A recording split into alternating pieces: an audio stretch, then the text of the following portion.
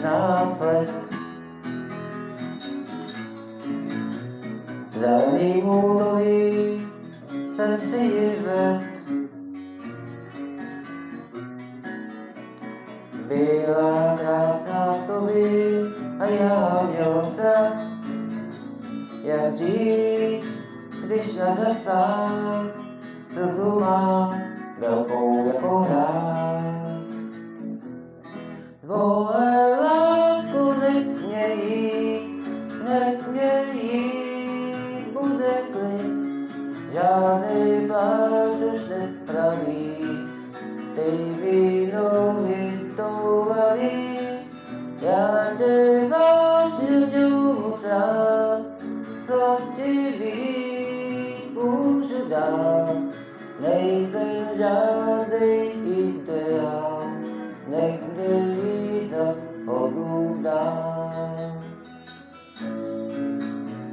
A tak šel čas a já se toulám dál.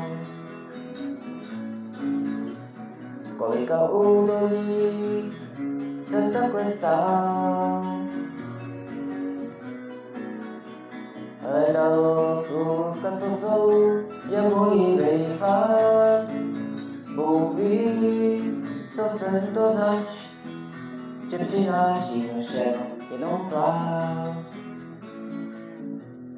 Tvoje lásku nech mě jít,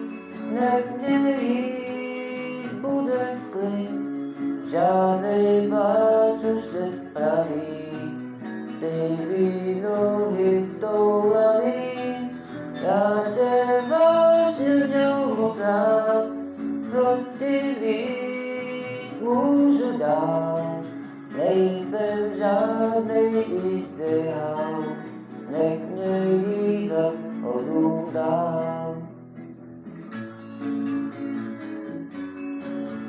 Já nevím, kde se to v člověku bere, ten neklid, co ho táhne místa na místo, co ho nenechá, aby byl sám se sebou spokojený, jako většinou ostatních. Aby se usadil, aby dělal jen to, co se má, a říkal, co se od něj říká. Já prostě nemůžu zůstat na jednom místě. Nemůžu. Opravdu. Fakt. La la la la la la la la la la la. Žádnej pláč už nespraví, ty nohy tou